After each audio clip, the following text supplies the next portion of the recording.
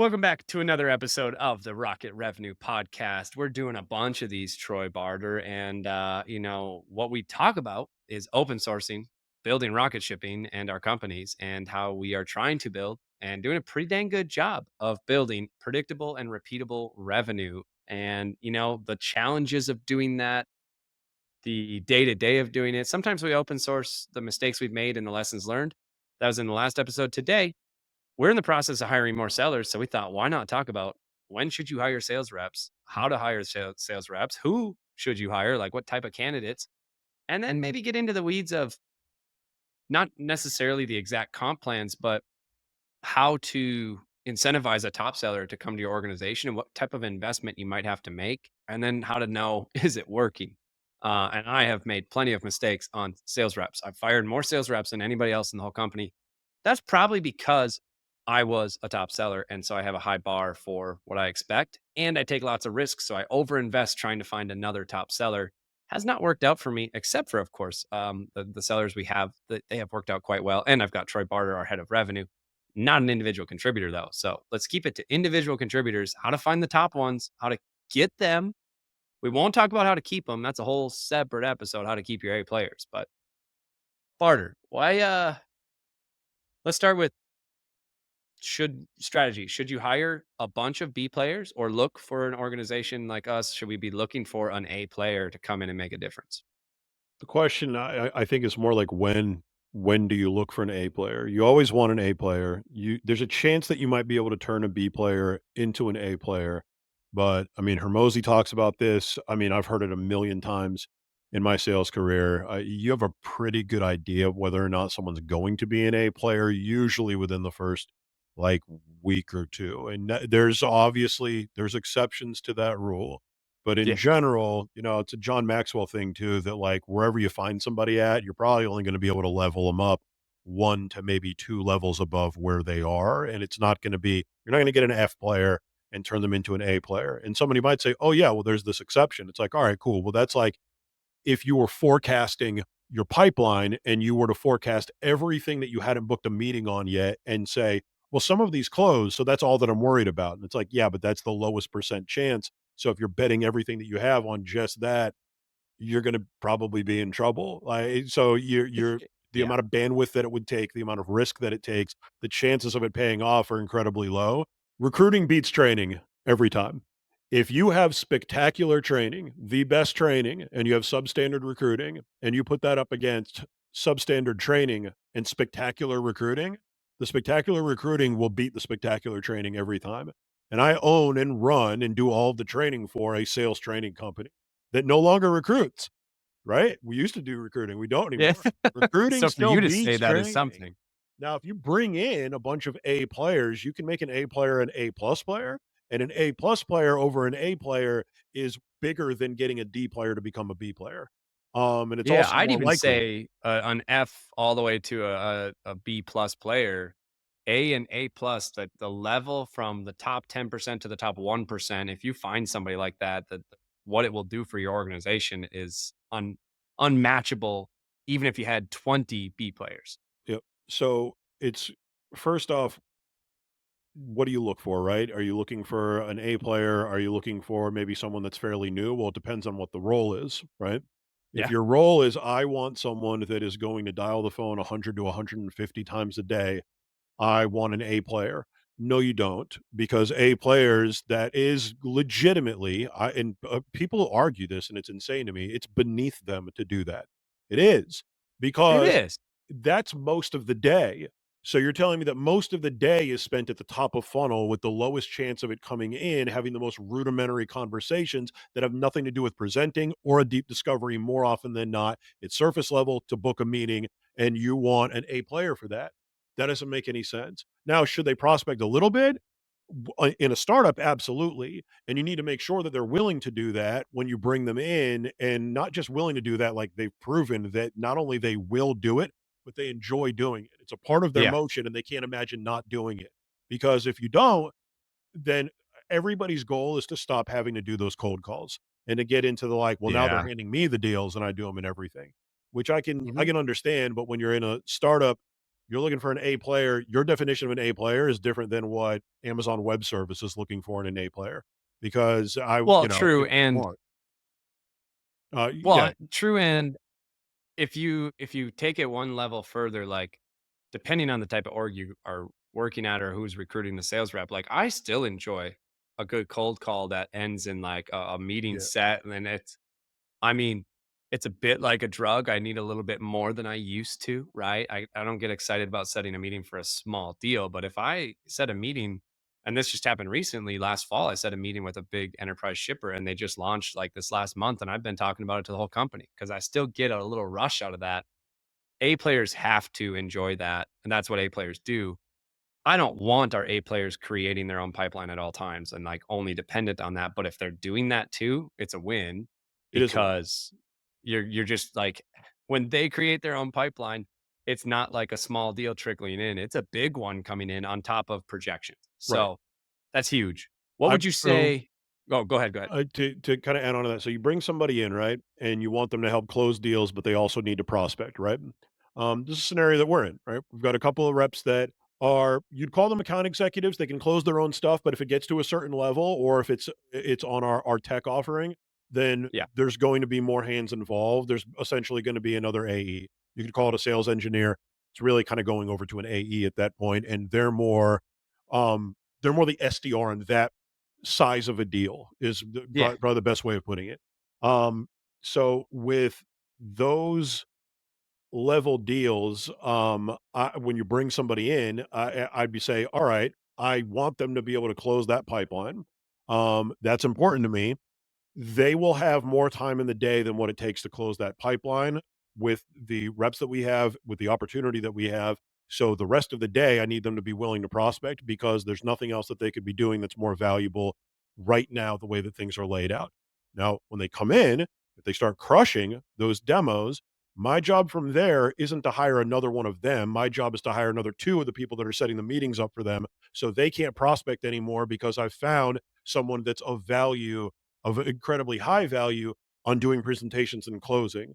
If you think that you're going to bring in like another AE and they're going to replicate the exact closing percentage of your A player, it's a lot easier to have somebody replicate the top of funnel of cold calling and booking the meetings because that is more entry level. People can argue that all that they want, but that's a part of the process and an AE knows how to do all of the process.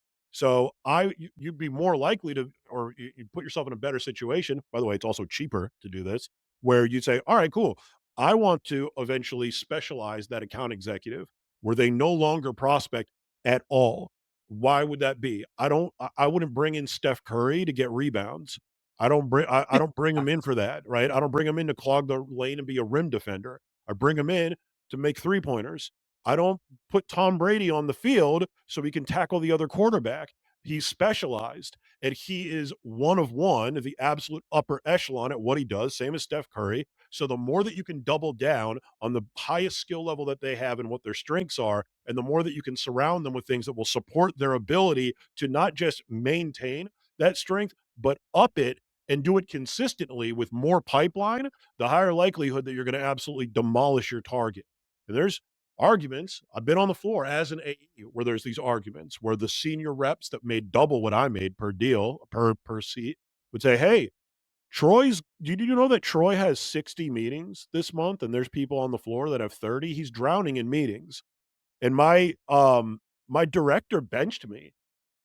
I had the highest closing percentage by over 10%. So, like, you're telling me that I'm no, I'm building momentum. The best time to close a deal is when? Right Now. after you closed one. It's right so if I'm working 60 different deals in a month in a tr it was transactional, by the way. Our average sales cycle was fairly short. It was less than a week, so I could do that. Like, you couldn't stop me because I was so in a flow state at all times because of the amount of meetings that I had. By the way, I earned those meetings. I personally recruited people that flew across the country and moved to work with me, and then they gave me all the meetings, and everyone was mad, and it's like, "Well, you guys are allowed to recruit if you knew You're allowed to how play and the do all of game. those things, you don't. So Yeah. there's I in a perfect world, you know, in startup life, when you bring somebody in, first off, you got to think of what's your expectations of what would be an A player for them based on the situation that you're in, right? Yep. So for us, it's not we're going to bring an AE in and we don't want them to prospect whatsoever. Not yet, because they're No, we're going to not have there. time. We don't have enough meetings. We have enough meetings to bring an AE in because of the level of the meetings and the fact that we've gone up market. We absolutely do. With the things that we're working on that we can't talk about that are like larger things that are more tech offering things and everything like that, Yeah. partnerships, etc. We really need an AE that's probably at a higher level, and we know that they can grow into the role, and it'll become an even more important role as months, go by this year. Yeah, But and we need him ramped or him or her ramped before, we get there, and instead exactly. of waiting because it's all about timing. So let me pose it to you this way. Let's say, yes, we identify exactly what we need. We need that type of A player. That's harder. I think organizations struggle to do that because it's harder to hire that type of person because it costs money that people like SDRs and AEs don't normally demand, right? Because they're proven. And so I've made plenty of mistakes doing this. I've hired 2 VPs of sales, and, they no longer work at Rocket because I hired them to be VP of sales from a different company. I thought that because they had industry experience, that meant they were proven. That's not the case. Being able to talk about selling and being able to sell and actually do the work are 2 different things.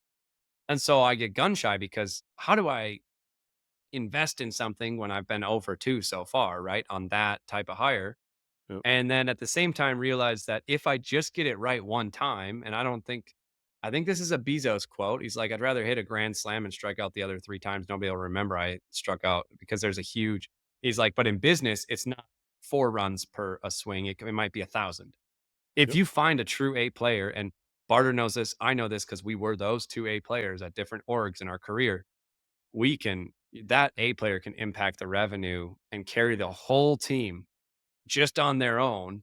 And then you also build a team around it. And that's how you win. World class sales organizations beat every other type of organization every time yep. to revenue, anyways. And then it could all fall apart. But So at that how do point, you get somebody in the yeah, door? How much risk do you take? How do you know when it works? that's when it Like, this does is come a down big to problem. the leader that you hired a little bit, not to kind of like toot my own horn, but it is important, right? So let's say Yeah. you hired somebody else that didn't have a bench, like a real bench of people that really rocked with them heavily, right?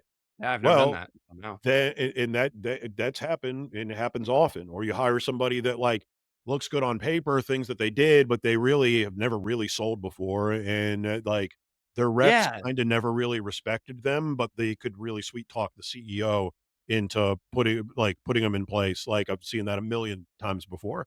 And then it Or comes they time to make haven't a hire. sold by doing the work, they've sold by closing deals by association, and they'd associated that with success, but when you're talking startup land and, like, somebody who can create a little bit of their own pipeline, but also work well with others, it's such a hard fit. So, once you identify it, you've got a bench of players and you attract somebody like Troy Barter, and this is just me open sourcing what we're doing. I've attracted a Troy Barter to rocket shipping. Now I wanna expand on that. That was my first big Yep. win was to Troy Barter's been here over a year, everybody. Let's go. God bless. But now is my first big win. Now, how do I expand on that? It comes down to if you're trying to create predictable, repeatable revenue, one way to have predictable, repeatable revenue is to have somebody just killing it all the time. And it's just kind of like revenue heals all wounds. We don't have that right now. I want it. Yep. I mean, I kind of do that sometimes, but that's not my Ye job. Right. I think that's the final piece to like, uh, replace your individual effort where you can focus on more big picture things. Yeah, especially founder-led sales. How to replace founder-led sales. I'm 0 for 2, although now I've got Barter, but I didn't want you to be individual contributor. I want you to attract the individual contributors. Right. So that's where like you gotta have a leader. Either you have to know it if you have a deep enough bench from like your sales background, or you have to bring in a leader that has a deep bench. Why is that important? Well, you could hire out in the open market, but this is a pretty well known phrase. A lot of times with salespeople, the best sale that they make the entire time they're at a place is in the interview. They sell you on everything, and you don't know where their head's at. And there's been times where I was not even close to an A player because they hired me at the wrong time, and I wasn't that invested in the job. Like, and it just wasn't what I really wanted to do, but it's what was in front of me, and it's what I could do, and it was like, "All right, man, like, I'm not really passionate about this, but, like, I guess I'll do it for now." And you can run into people that are A players that will take a role. Like, just because 'cause they're an A player at sales doesn't mean they're an A player at, like, life, like, so, like, Yeah, true, they'll true. they'll take the role, or you thought they were an A player. People get tricked all the time, in an interview. People know how bad sellers are good liars a lot of the time, and they could lie their way into your company. That is way more unlikely if you have a leader in place, or if you personally, as a founder, have a deep bench of people that you know and that you talk to often. Like, I know two beyond A players. Like, I'm talking about the elite of the elite of the elite that I've worked with. I probably know other ones, but I'm talking about people that I've watched them in my org demolish the target in ways that are, like, insane. And both of them I talk to, like, every week. Yep. Like, every single week. One of them bought the Brady jersey that's behind me and all the content that I make, or at least, like, I guess you could say it was crowdsourced, but he was making all the money. I know that he paid for most of it. And the other one I worked with at Panadog. But I know I talk to them still all the time, and it's not because they're an A player. I make a personal investment in my team. I'm not good at separating business with, personal, which I think is why I'm really well suited for Rocket, because none of us do that shit either. Yeah, Like, I it's was gonna say, perfect. we're none I of us are good that, but it yeah, works. it's a good mix on that side also, and but because of that, I know exactly where their head is at. I know what they're Mhm. looking for. I know what they're not looking for. I know where they're at in their career. I know what's important to them. I know what they're willing to do. And above all else, I know that, if left to their own devices and it was their own company, they would fight for themselves. But if they're working for me, they would also a little bit fight because they're on my team too, which, you don't Yeah, necessarily want, but it does help if they, like, really rock with you as a leader and you bring them in. It's like, they wouldn't wanna let me down, for sure, and also, like, they trust me. When people start a job, they start with 1 foot in and 1 foot out. The other always, foot's in their every old time. job. They're Yeah. like, "Oh, that ain't what we used to do at the other place. Oh, shit. I don't know if we should if I should do that or not." And the more that they trust the leadership, this is why personal recruits almost always perform better than somebody that's not a personal recruit. They trust the person that brought them in, whether it's a leader or whether it's a peer. And because of that, they don't have 1 foot in and 1 foot out. They're very close to having both feet in, and you gotta be all in a sales role for you to have as much success as possible, because sales and transference of certainty. If you're not even certain why you're here or whether or not this is the best thing for you, and you have 1 foot in and 1 foot out, how can you sell it and get a customer to be all in when you're not all in? Especially So, when you have the learning curve of having to learn the industry and the product, and so I think that speaks volumes, and we are keeping this episode a little shorter, but it speaks volumes to big picture. You either I mean, this is how businesses are built. You know somebody, you like them, and you trust them. When you're hiring salespeople from the open market, I think I've made the mistake, and I think most people do, of hiring from the industry. And I think we all understand what that means. Like, oh, they've done it for a competitor, they will do it for me. And I have seen that fail every single time. I've hired multiple people, way too many people that have had freight and logistics experience and in sales, and that doesn't transfer to Rocket. And I often had imposter syndrome. I was like, oh, I can't train people, or I can't get them to be successful here because we don't have the same brand name. And I thought it was more on me. And now, after four yeah, or five of those hires, I'm like, you know what? We have a lot of people who are successful in sales here and they had no industry experience. They were green. Now I really am thinking, hey, but before I hired you, I was like, what if I hire people from the tech sales and they have killer sales experience, but not freight, and they're not diluted by thinking because they have a big logo they can sell. Really, in startup world, selling from obscurity is very difficult, and so you have to be a yeah. talented seller. One day it won't be that difficult for us because we won't be so obscure, but we're doing really well, but still not that Yeah, I many think it's people easy know who now, we are. honestly. I think that uh, it's pretty simple. I don't think we have a tough time overcoming that by any stretch. The way I always say it is I don't necessarily learn the product or industry the best. Like, people always say, like, "Do you have to be an expert at the product?" I say, "I've Yeah, never become an expert at the product. I become an expert at the prospects, their problems, and the process. Those are the 3. They're all there it PRs, is. rolls off the tongue real nice.